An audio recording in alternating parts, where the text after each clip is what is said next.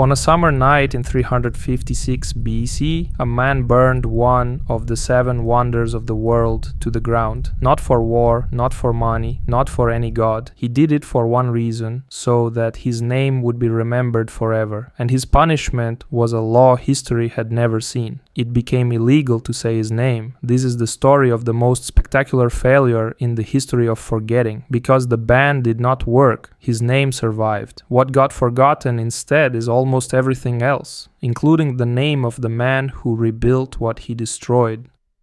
The Temple of Artemis at Ephesus was not just a building. It was the largest temple the Greek world had ever raised, begun with the gold of Crassus, the richest king of his age. Pliny the Elder says the finished sanctuary stretched more than 400 feet on a forest of 127 marble columns, each 6 stories tall. The Parthenon could have parked inside it with room to spare. Pilgrims crossed the sea just to stand under that roof, and it was more than architecture. The sanctuary was a bank. Kings and merchants parked fortunes under Artemis's protection because robbing her was the one crime nobody dared to finance. It was an asylum. Step past her boundary stone and your debts, your enemies, even your arrest warrant had to wait outside. Burning this building was not vandalizing a monument. It was setting fire to the region's vault, its courtroom, and its cathedral in one night.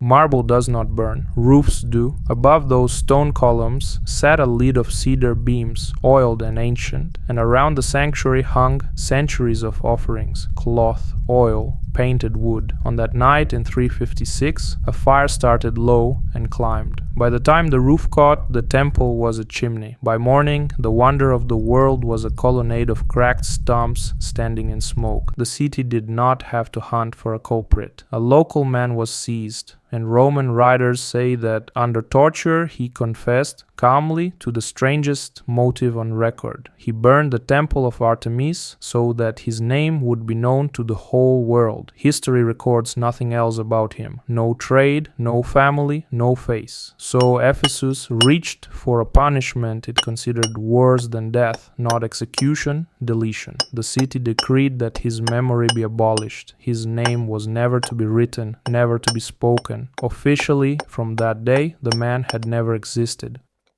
The Greeks had no word for this yet. The Romans later would. Damnatio memoriae, the condemnation of memory. Emperors would get their statues refaced, their names hacked out of monuments. But Ephesus was attempting something harder than vandalizing a statue. You can chisel a name off stone. The decree ordered it chiseled out of conversation, out of gossip, out of grief, a law against a word. Rome would practice it for centuries, and one object shows exactly how it worked. A painted family portrait survives from Roman Egypt. The Emperor Septimius Severus, his wife, and their 2 small sons. 3 faces are intact. Where the 4th face should be, there is only a scrubbed brown smear. That boy was Geta, murdered by his own brother, then ordered forgotten by imperial decree. That smear is what a government's forgetting looks like. Ephesus wanted one for an entire name.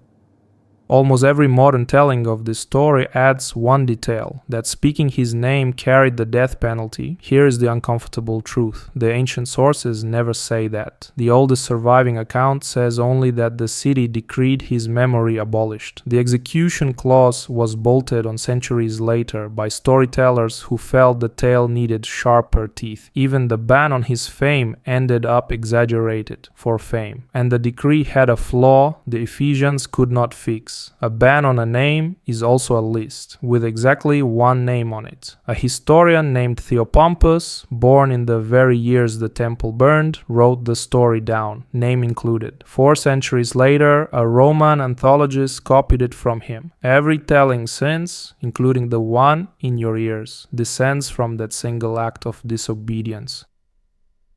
Tradition attached one more sin to that night. Plutarch says the temple burned on the very night Alexander the Great was born, far to the north. One Greek wit joked that Artemis could not save her own house. She was away midwifing the boy. And the Persian priests in Ephesus, says Plutarch, ran through the streets beating their faces, wailing that this night had birthed a calamity for all of Asia. They were staring at the wrong omen. The fire was not the warning. The arsonist was. What Ephesus did next is the part nobody burns anything for. They rebuilt, bigger. When Alexander himself, grown now, master of Asia, offered to fund the entire reconstruction if his name went on the dedication, the Ephesians refused the richest sponsorship in the ancient world. It is not fitting, they reportedly told him, for a god to make offerings to gods. Then they paid for it themselves, selling the women's jewelry, selling the old columns, stone by stone.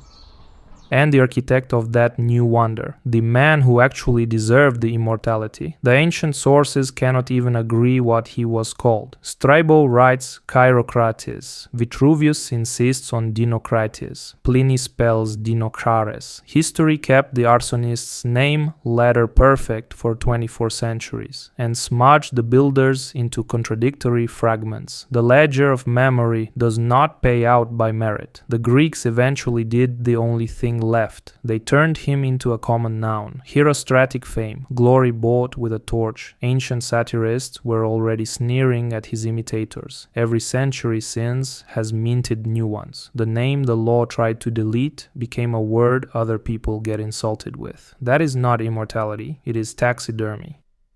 As for the temple, the rebuilt wonder outlived Alexander, outlived his empire, and stood for 5 more centuries until Gothic raiders burned what could burn in the year 262 and the harbor silted into marsh around the ruins. Today the site holds exactly 1 column, restacked by archaeologists from broken drums, standing in stagnant water. Storks nest on top of it. That is what remains of the building. The name that was supposed to vanish has outlasted 2 temples.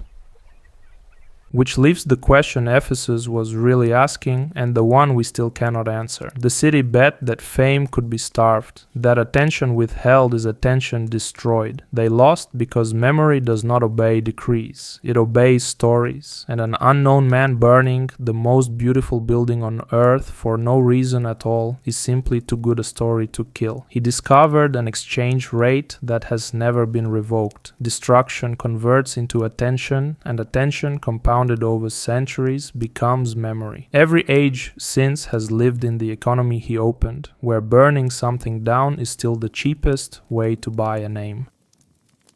He wanted a name that would live forever, and he got one. But listen to what actually survived. Not the man. Nothing of the man. The name stopped belonging to him the moment it became a warning label. Herostratus is not remembered. Herostratus is used. And somewhere under a marsh in Turkey, holding up a stork's nest, stands the last column of the thing he traded for it.